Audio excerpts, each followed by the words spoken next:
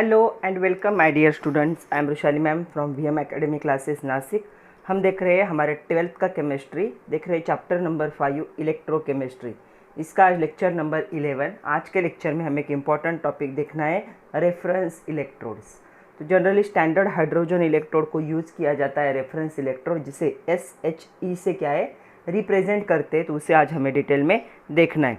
पहले हमें देखना है कि जो सिंगल इलेक्ट्रोड होता है वो क्या होता है, उसकी ज़रूरत क्या है, कैसे यूज़ होगा, फिर एग्जांपल देखेंगे, फिर हम देखेंगे कि इसका कंस्ट्रक्शन वर्किंग कैसे होता है। तो चलो स्टार्ट करते हैं। Reference electrode, lecture number 11, chapter number 5, electrochemistry with VM academy Nashik.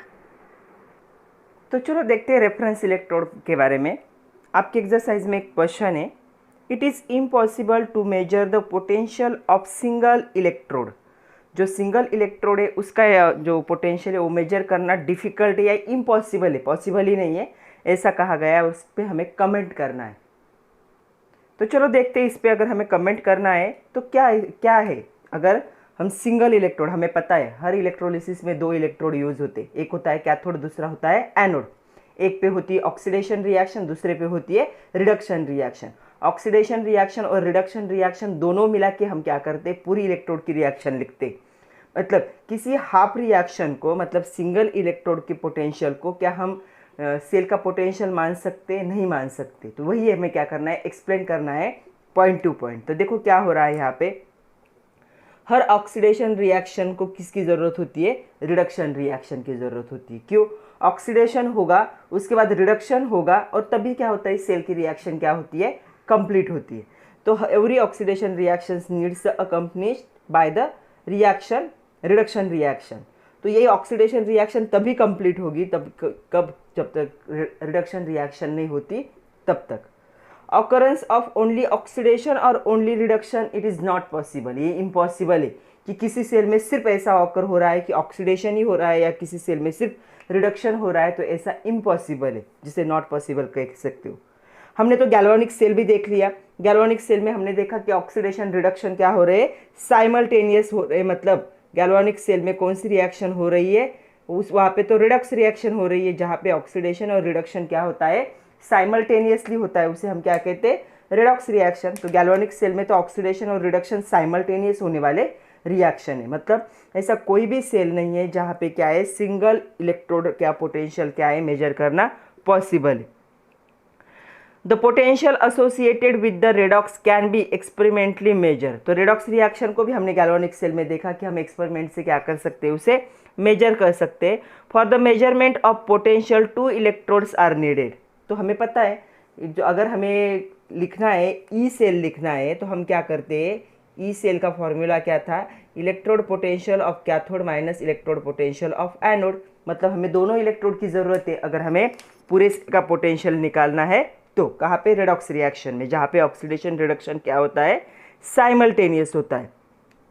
तो ये दोनों क्या हो जाते हैं, कैथोड एनोड। जब भैया हम क्या करते हैं, इलेक्ट्रोड का पोटेंशियल निकालते हैं, तब क्या होता है, ये कंबाइन हो जाता है दोनों भी एक साथ। ओके, तभी तो रिडक्स रिएक्शन होगी। एक इलेक्ट्रोड क्या करेगा, ऑक्सीडेशन करेगा, दूसरा क्या करेगा, रिडक्शन करेगा।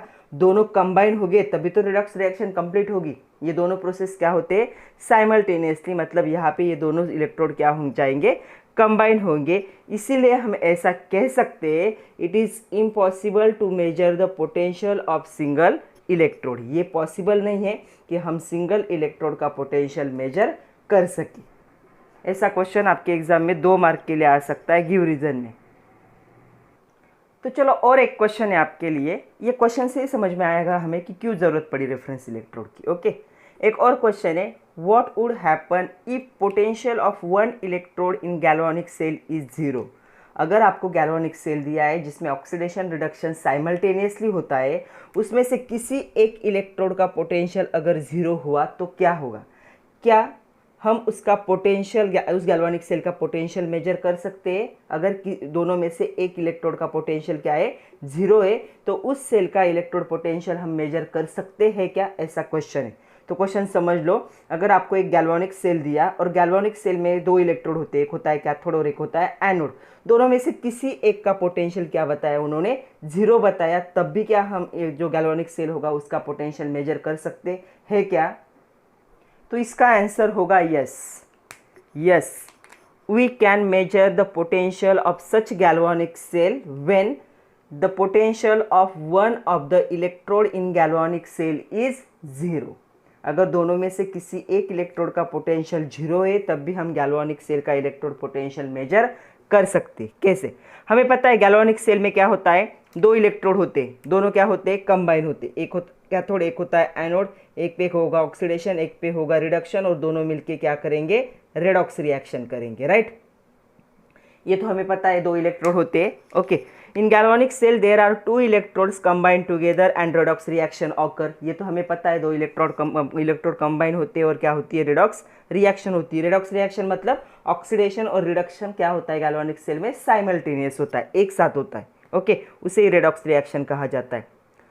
The measured cell potential in galvanic cell is the sum of two electrode potential. तो हमें पता है गैल्वानिक सेल में क्या होता है, जो ई सेल होता है वो क्या होता है, ई of cathode plus E of anode. इसमें से एक की वैल्यू माइनस होती है इसलिए हम माइनस साइन लिखते हैं, लेकिन क्या होता है, दोनों का सम होता है। इलेक्ट्रोड पोटेंशियल जो होते दो इलेक्ट्रोड, उनका जो सम होगा उसे हम क्या करते, जो गैल्वानिक सेल का इलेक्ट्रोड पोटेंशियल मानते। मतलब क्या हुआ, to measure cell in galvanic cell, measure potential in galvanic cell, there are two electrodes. यहाँ पे क्या होगा, सम होगी दो इलेक्ट्रोड पोटेंशियल की, कैथोड और एनोड की। ओके, ये potential of one electrode in galvanic cell is 0। अगर दोनों में से किसी एक की वैल्यू क्या हुई, 0 हुई, then the measured cell potential is equal to the potential of other electrode. तो सपोज ऐसे समझ लो कि ये जो था, ये इसका था 0.01, ओके, और ये इसका 0 था, तो ई सेल क्या हो जाएगा, देखो यहाँ पे E cell is equal to 0 plus 0.01, मतलब ई सेल क्या हो गया, जो एनोड का इलेक्ट्रोड पोटेंशियल था उतना ही हो गया ना, इन दोनों का क्या हो गया, सेम। अगर ये वैल्यू 0 हो गई तो ये दोनों क्या हो जाएंगे, इक्वल हो जाएंगे। ओके, तो वहीं पे यहाँ पे बताया है, तो क्या होगा, if potential of one of the electrode in galvanic cell is 0, then the measured potential is equal to the potential of other electrode.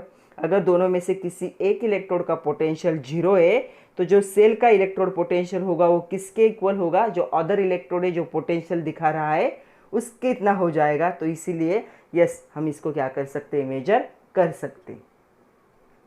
तो चलो देखते हैं अभी प्राइमरी रेफरेंस इलेक्ट्रोड होते क्या है।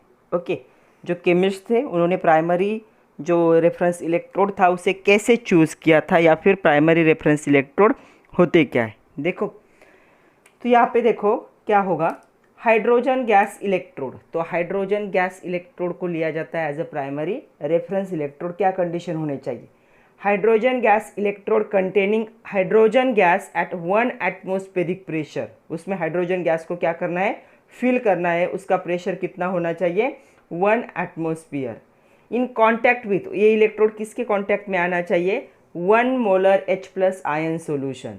तो 1 मोलर H+ आयन सोल्यूशन के को कॉन्टैक्ट में आएगा तो इसे क्या कहा जाता है, प्राइमरी रेफरेंस इलेक्ट्रोड। ऐसा जो इलेक्ट्रोड होता है उसका पोटेंशियल क्या होता है, it is taken as a 0, या फिर एग्जैक्टली नोन होना चाहिए। एक तो 0 होगा या फिर एग्जैक्टली नोन होगा, इसे ही कहा जाता है स्टैंडर्ड हाइड्रोजन इलेक्ट्रोड, SHE। तो इसके आगे हम सिर्फ SHE वर्ड ही यूज़ करेंगे, इतना बड़ा नहीं लिखेंगे, स्टैंडर्ड हाइड्रोजन इलेक्ट्रोड। तो स्टैंडर्ड हाइड्रोजन इलेक्ट्रोड है क्या, तो ऐसा इलेक्ट्रोड जिसमें हाइड्रोजन गैस से बना हुआ होगा, हाइड्रोजन गैस को फिल किया जाएगा उसमें एट 1 एटमॉस्फेरिक प्रेशर, और वो इलेक्ट्रोड किसके कांटेक्ट में आना चाहिए, 1 मोलर H+ आयन सोल्यूशन। मतलब कौन से सोल्यूशन हो सकते हैं, सारे एसिडिक सोल्यूशन, क्योंकि हमें पता है H+ आयन कहाँ पे होता है, एसिडिक सोल्यूशन में होता है। तो इसे लिया जाता है as a primary reference electrode. तो जो प्राइमरी रेफरेंस इलेक्ट्रोड है वो है standard hydrogen electrode. Its electrode potential is taken as a 0। तो आर्बिट्रली क्या होता है, इसे 0 लिया जाता है, या कभी कभी ऐसा भी लिखा जाता है, और the potential should be exactly known. ऐसा इलेक्ट्रोड जिसका हमें पोटेंशियल पता होगा या फिर उसे 0 कंसिडर किया जाएगा, तो ऐसे इलेक्ट्रोड को हम क्या कहेंगे, स्टैंडर्ड हाइड्रोजन इलेक्ट्रोड। तो स्टैंडर्ड प्राइमरी इलेक्ट्रोड हो गया कौन सा, hydrogen electrode, standard hydrogen electrode. मतलब प्राइमरी रेफरेंस इलेक्ट्रोड कौन है, स्टैंडर्ड हाइड्रोजन इलेक्ट्रोड, जिसे SHE कहा जाता है। वैसे सेकेंडरी रेफरेंस इलेक्ट्रोड भी होते, तो सेकेंडरी रेफरेंस इलेक्ट्रोड हमारे सिलेबस में नहीं है, हमें सिर्फ नाम बताने या एग्जाम्पल बताने। तो एग्जाम्पल क्या होंगे सेकेंडरी रेफरेंस इलेक्ट्रोड के? देखो, सबसे पहले होगा कैलोमेल, उसके बाद होगा सिल्वर क्लोराइड, ये उसके बाद होगा ग्लास इलेक्ट्रोड। तो ये जो तीन है ये एग्जाम्पल है सेकेंडरी रेफरेंस इलेक्ट्रोड के। में भी कभी कभी एग्जाम में क्वेश्चन आता है, give some examples of secondary reference electrode, तो आपको पता होने चाहिए। या फिर ऐसा भी क्वेश्चन आ सकता है MCQ में, out of following which is the primary reference electrode and 4 options are given, और out of following which is the secondary reference electrode and 4 options are given. तो तभी आपको पता होना चाहिए calomel, silver chloride and glass electrode are the secondary reference electrode and standard hydrogen electrode is the primary reference electrode. तो अगर reference electrode को define करना पड़े तो कैसा डेफिनेशन लिख सकते हो? कभी कभी क्वेश्चन आता है डिफाइंड रेफरेंस इलेक्ट्रोड। तो reference electrodes are defined as the electrode whose potential is arbitrarily taken as a zero. एक तो क्या करना है, पोटेंशियल को जीरो कंसिडर करना है, या फिर क्या होना चाहिए, it should be exactly known. तो ऐसा इलेक्ट्रोड जिसका क्या है, इलेक्ट्रोड पोटेंशियल एक तो जीरो लोगे या फिर उसका पोटेंशियल आपको एग्जैक्टली पता होगा, उसे आप क्या कहोगे, रेफरेंस इलेक्ट्रोड। जैसे कि स्टैंडर्ड हाइड्रोजन इलेक्ट्रोड है, एग्जाम्पल भी मैं यहाँ पे लिख देती हूँ। For example standard hydrogen electrode, ये क्या है, एक रेफरेंस इलेक्ट्रोड है। एक तो इसका पोटेंशियल जीरो कंसीडर करना है या फिर क्या होना चाहिए, एग्जैक्टली पता होना चाहिए। तो चलो अभी हमें स्टैंडर्ड हाइड्रोजन इलेक्ट्रोड के बारे में थोड़ा सा डिटेल में जानना है। आपके सामने डायग्राम है, आप लोग आपके टेक्स्ट बुक में भी देख सकते हो, 109 पेज नंबर पे है। ओके, तो देखो हमेशा क्वेश्चन कैसे आता है, sketch and describe the operations of standard hydrogen electrode. और ऐसा भी क्वेश्चन आता है, give construction and formulation and electrode reactions of standard hydrogen electrode. तो कंस्ट्रक्शन मतलब क्या होता है कि सेल कैसे बनाएं। तो आपके सामने सेल है, आप लोगों को दिख रहा होगा, इसे कहा जाता है स्टैंडर्ड हाइड्रोजन इलेक्ट्रोड। मैं एक एक पॉइंट पढ़ती हूँ और आप लोगों को यहाँ पे एक्सप्लेन भी करती हूँ कि कैसा होगा। तो देखो कंस्ट्रक्शन मतलब सेल कैसे बना हुआ है, ये हमें कंस्ट्रक्शन में लिखना होता है। मतलब क्या आपने यूज़ किया है, प्लैटिनम वायर कहाँ होगी, कॉपर वायर कहाँ होगी, मर्क्यूरी कहाँ पे होगा, उसके बाद कौन सा सोल्यूशन प्रेजेंट होगा, हाइड्रोजन गैस कहाँ से फिल होगा, ये जो पूरा होता है इसे क्या कहा जाता है, कंस्ट्रक्शन। सेल को कैसे कंस्ट्रक्ट किया गया है। ओके, तो देखो first point in construction, the standard hydrogen electrode consist of a platinum plate coated with platinum black used as electrode. तो इसमें सबसे पहला क्या होगा, एक देखो यहाँ पे एक प्लैटिनम की प्लेट है, ओके दिख रही है, और उसे ऊपर से कोट किया गया है प्लैटिनम, जो है प्लैटिनम प्लेट को ऊपर से कोट किया गया है with the platinum black used as electrode. तो यहाँ पे दिख रहा है आप लोगों को, यहाँ पे क्या एक प्लैटिनम की वायर है, ऊपर से प्लैटिनम ब्लैक से उसे क्या किया गया है, कोटिंग किया गया है, और ये मेन इलेक्ट्रोड है। मतलब स्टैंडर्ड हाइड्रोजन इलेक्ट्रोड में जो इलेक्ट्रोड का काम कौन करता है, ये प्लैटिनम की वायर करती। ओके, सेकंड पॉइंट देखो, platinum plate is connected to external circuit through the sealed narrow glass tube containing mercury. तो यहाँ पे ये जो प्लैटिनम है, इसे ये जो कॉपर वायर, इलेक्ट्रिसिटी से कॉपर वायर आ रहा है, तो यहाँ पे ये जो पूरा फिल किया हुआ है ये क्या है, मर्क्यूरी। हमें पता है मर्क्यूरी मेटल है, और मेटल्स क्या होते हैं, गुड कंडक्टर ऑफ इलेक्ट्रिसिटी। तो यहाँ पे कॉपर वायर यहाँ से इलेक्ट्रिसिटी पास करेगी, यहाँ तक आएगी, यहाँ से यहाँ तक कौन ट्रांसफ़र करेगा, मर्क्यूरी मेटल करेगा। मर्क्यूरी मेटल रूम टेम्परेचर में क्या होता है, जनरली लिक्विड फॉर्म में होता है, हमें पता है। और उसके नीचे ये जॉइन है प्लैटिनम प्लेट, तो यहाँ पे क्या है, इलेक्ट्रिक कनेक्शन है। तो प्लैटिनम प्लेट को कनेक्ट किया गया है एक्सटर्नल सर्किट के साथ थ्रू अ सील्ड, ये देखो ये सील्ड है, दोनों साइड सील्ड है, ये साइड भी सील्ड है इस ट्यूब की, और ये साइड भी सील्ड है, और नैरो ट्यूब है, इसका जो डायमीटर है बहुत ही छोटा है, तो नैरो ट्यूब है। और ये ट्यूब ग्लास से बनी हुई है, जिसमें थोड़ा सा मर्क्यूरी भी दिख रहा है यहाँ पे। Okay, it is surrounded by an outer jacket, और इसके बाहर भी एक ग्लास का क्या होगा, जैकेट होगा। मतलब अंदर ये ट्यूब है और उसके बाहर भी एक ग्लास का क्या है, जैकेट होता है। ओके, नेक्स्ट देखो, the platinum electrode is immersed in 1 molar H plus ion solution. ये जो प्लैटिनम इलेक्ट्रोड है इसे डिप किया गया है, इमर्स्ड का मीनिंग होता है dip, into the solution containing H plus ion. तो ऐसे सॉल्यूशन में इसे डिप किया गया है जिसका कॉन्सेंट्रेशन क्या होगा, 1 मोलर होगा, और उसमें कौन से आयन प्रेजेंट होने चाहिए, H प्लस आयन प्रेजेंट होने चाहिए। तो जनरली एसिड सॉल्यूशन को यूज़ किया जाता है क्योंकि एसिड सॉल्यूशन में H प्लस आयन प्रेजेंट होता है। ओके, तो उसे इमर्ज किया सॉल्यूशन में, which is kept standard which is kept with saturated with the dissolved H2 by the bubbling hydrogen gas at 1 atmospheric pressure to the side jacket। तो यहाँ से आपको एक इनलेट दिख रहा होगा, ओपन इनलेट। यहाँ से क्या किया जाता है, pure and dry hydrogen gas जिस पे प्रेशर कितना होगा, 1 एटमॉस्फेरिक प्रेशर, उसे यहाँ से कंटिन्यूस पास किया जाता है ताकि ये जो सॉल्यूशन है उसका जो H प्लस आयन का कॉन्सेंट्रेशन है वो क्या रहे, यहाँ पे कांस्टेंट रहे।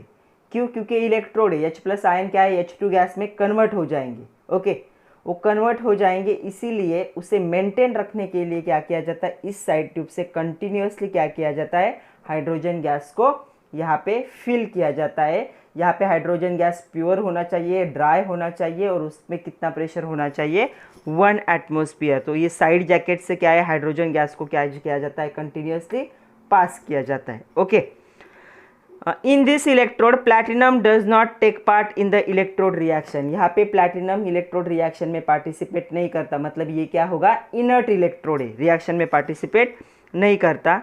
It is inert electrode and serve as a site for the electron transfer. तो जो इनर्ट इलेक्ट्रोड होते हैं वो क्या करते हैं, सिर्फ इलेक्ट्रॉन ट्रांसफ़र करने का काम करते हैं। तो ये इनर्ट इलेक्ट्रोड है, सिर्फ क्या करेगा, इलेक्ट्रॉन ट्रांसफ़र करने का काम करेगा। तो यहाँ पे अच्छे से समझ लो सब कुछ।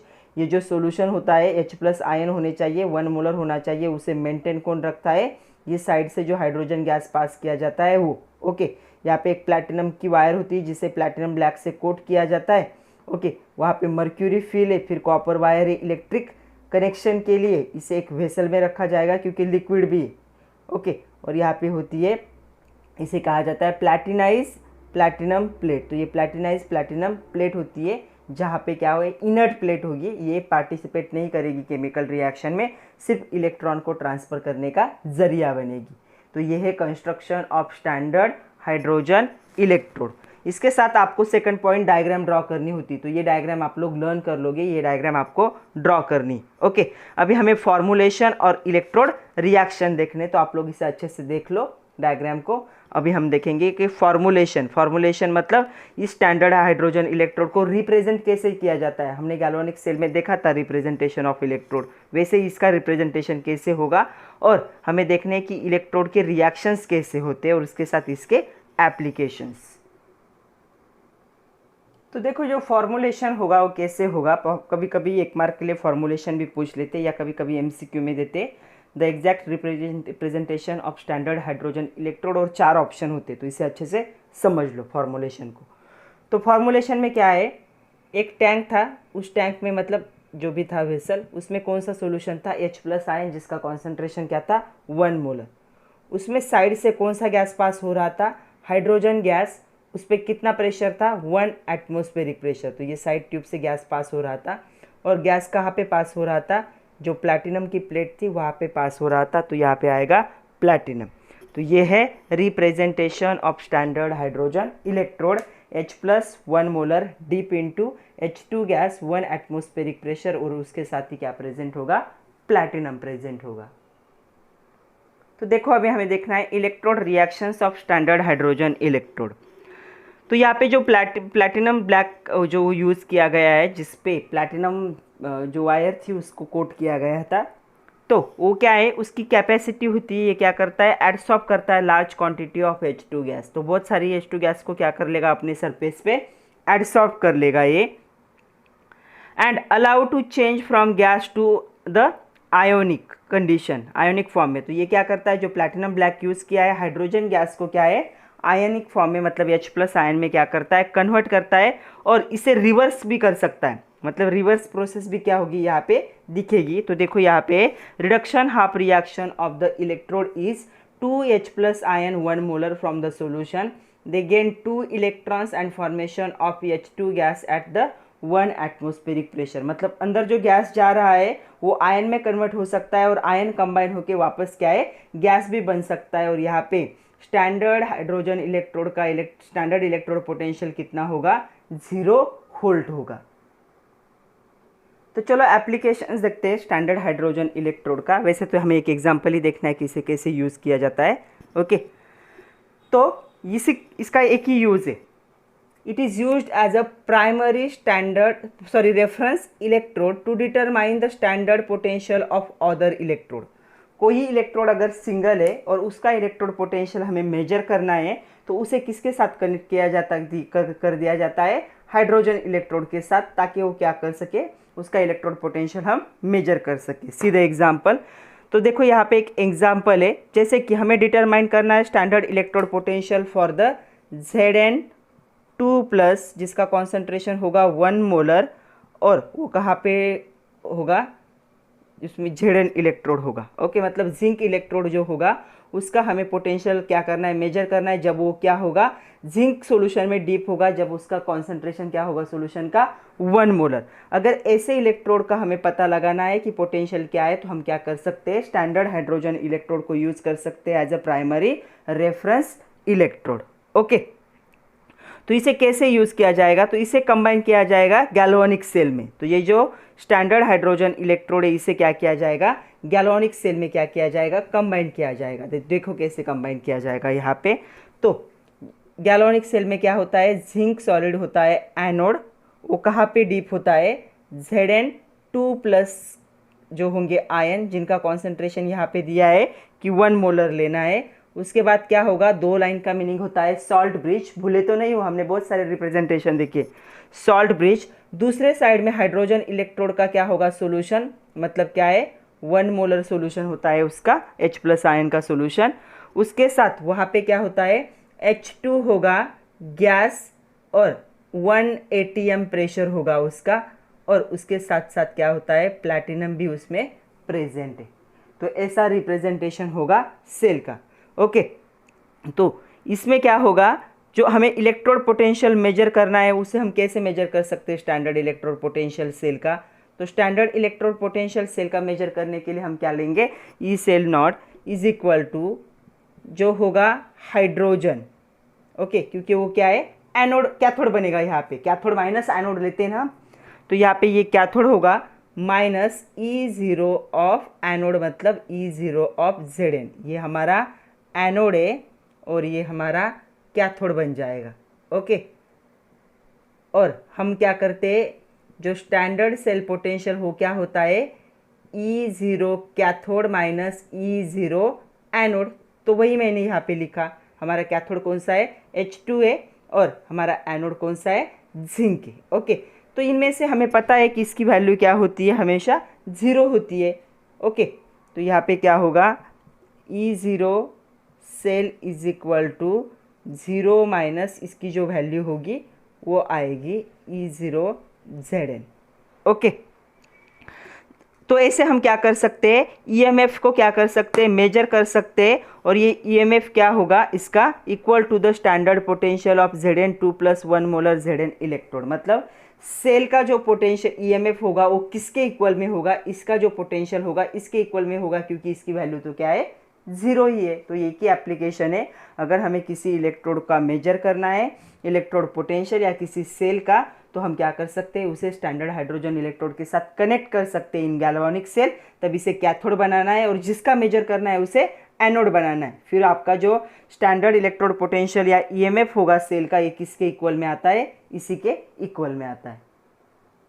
बट ये जो स्टैंडर्ड हाइड्रोजन इलेक्ट्रोड है इसे सेट करने में बहुत डिफ़िकल्टीज़ है, लिमिटेशन भी कह सकते हो, इस इलेक्ट्रोड के लिमिटेशन कह सकते हो, या डिफ़िकल्टीज इन सेटिंग स्टैंडर्ड हाइड्रोजन इलेक्ट्रोड। तो सबसे पहली डिफ़िकल्टी ये है कि प्योर और ड्राई हाइड्रोजन गैस ये क्या है, बनाना बहुत ही ज़्यादा डिफ़िकल्टी, इसकी कॉस्ट बहुत ज़्यादा हाइड्रोजन गैस की, जो प्योर और क्या होना चाहिए, ड्राई होना चाहिए, तो इसे बनाना बहुत ही ज़्यादा डिफ़िकल्ट है। दूसरा है, जो हाइड्रोजन गैस का प्रेशर है वो हमें कितना मेंटेन रखना है, 1 एटमॉस्फेयर मेंटेन रखना है, ये भी बहुत डिफ़िकल्ट है। मतलब ये क्या है, जो प्रेशर होगा हाइड्रोजन गैस का, it can not be maintain exactly 1 atmosphere through out the measurement. मतलब आपका जो एक्सपेरिमेंट हो रहा है, पूरे एक्सपेरिमेंट के टाइम पे जो कंटिन्यूस साइड के वो साइड के जो इनलेट से 1 एटमॉस्फेरिक H2 गैस क्या हो रहा है, पास हो रहा है, उसका जो प्रेशर है वो 1 एटमॉस्फेयर मेंटेन करना बहुत ही ज़्यादा क्या होता है, डिफ़िकल्ट होता है। ये इजी प्रोसेस नहीं है। ओके, तो ये दो क्या है इसके लिमिटेशन है, और भी एक लिमिटेशन है। और तीसरी डिफ़िकल्टी ये या तीसरा लिमिटेशन ये क्या है, it is also difficult to maintain the concentration of H plus ion exactly 1 molar. जो वेसल है, नीचे का टैंक जो है उसमें H प्लस आयन लिया है हमने, उसका कॉन्सेंट्रेशन क्या है उस सॉल्यूशन का, 1 मोलर है। इसे मेंटेन करना भी बहुत डिफिकल्ट है। क्यों डिफिकल्ट है, क्योंकि साइड का जो वॉल है, साइड के इनलेट से क्या हो रहा है, कंटिन्यूस हाइड्रोजन गैस को क्या कर रहे हैं हम उस सॉल्यूशन के अंदर बबल कर रहे हैं, मतलब उसे पास कर रहे हैं।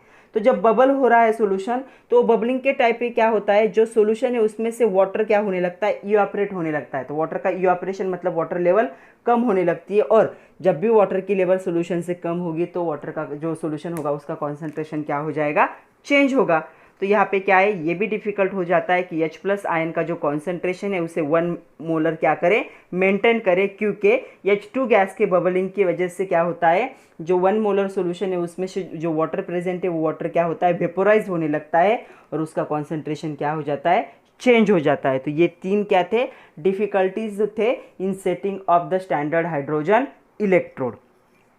तो कभी कभी इस पे क्वेश्चन आता है, what are the difficulties in setting standard hydrogen electrode and what is the limitations of standard hydrogen electrode. 2 mark के लिए आ सकता है, तो ये 3 पॉइंट आपको लिखने। ओके, चलो अभी हम एक जो हमने देखा था अभी एग्जाम्पल कि जो एप्लीकेशन में कि जिंक इलेक्ट्रोड के साथ कैसे इसको ज्वाइन किया जाता है प्लैटिनम इलेक्ट्रोड को, तो उसका एग्जाम्पल भी देख लेते हैं। तो चलो अभी हमें ये इलेक्ट्रोड देखना है, जिंक इलेक्ट्रोड। जिंक सॉलिड जो होगा वो डीप होगा Zn2 प्लस आयन में, ओके, सॉल्यूशन में। डबल लाइन का मीनिंग होगा सॉल्ट ब्रिज। दूसरे साइड में क्या होगा, H प्लस होगा सॉल्यूशन, उसका कॉन्सेंट्रेशन कितना होगा, 1 मोलर। उसमें हाइड्रोजन गैस को क्या किया जाएगा, बबल किया जाएगा, मतलब ये पूरा क्या है, स्टैंडर्ड हाइड्रोजन इलेक्ट्रोड है। उसका प्रेशर 1 एटमॉस्फेयर होगा और उसके साथ प्लैटिनम प्लेट प्रेजेंट होगी। ओके, तो हमें अभी इसका देखना है रिप्रेजेंटेशन, इस सेल का कैसे इसको दिखाया जाता है, या फिर ये कैसे ड्रॉ किया जाता है। इस पे क्वेश्चन कैसे आता है, construct and label the diagram for the following cell. तो ये सेल दिया है, उसका हमें क्या करना है, डायग्राम को कंस्ट्रक्ट करना है, और हम उसके सेल रिएक्शन भी देखेंगे। तो देखो आप लोगों को यहाँ पे डायग्राम में दिख रहा होगा, या फिर आपके टेक्स्ट बुक के 109 पेज नंबर पे भी ये डायग्राम है। तो देखो क्या है, अभी एक साइड में क्या था, Zn इलेक्ट्रोड। तो ये जिंक एनोड है, एनोड मतलब निगेटिव चार्ज होता है। ये गैल्वेनिक सेल है, गैल्वेनिक सेल में क्या होते हैं, अपोजिट होते हैं चार्ज।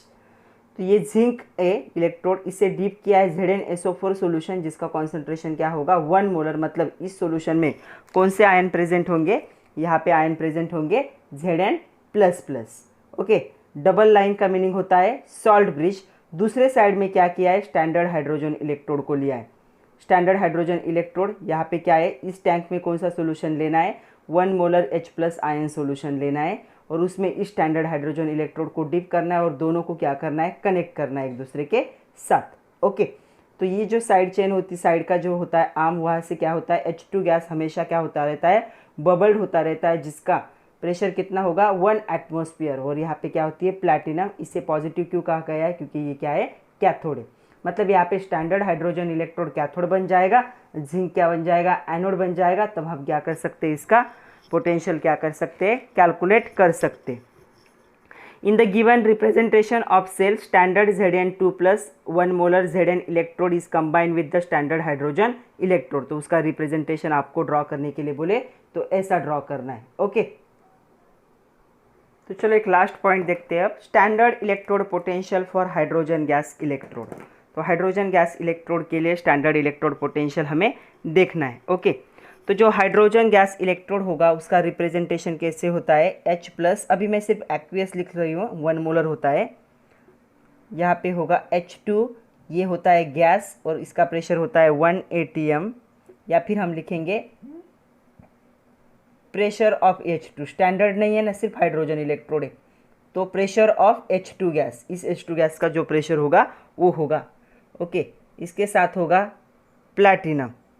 ओके, तो ये होगा representation for the hydrogen gas electrode. Standard नहीं है, सिर्फ हाइड्रोजन गैस इलेक्ट्रोड। इसका हमें स्टैंडर्ड इलेक्ट्रोड पोटेंशियल क्या करना है, कैलकुलेट करना है। ओके, क्यू जीरो आता है हमें बताना है। ओके, तो देखो यहाँ पे क्या होगा, अभी ये जो H plus ion and pressure of hydrogen gas differ from the unity. तो ये दोनों भी क्या है, यूनिटी नहीं होंगे, मतलब वन नहीं होंगे, not equal to one.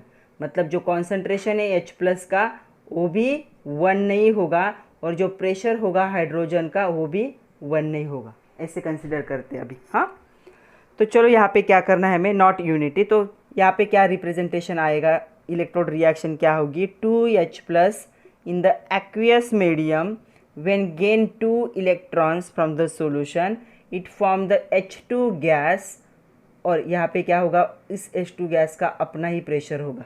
Okay, PH2 लिखा मैंने, प्रेशर ऑफ H2 गैस।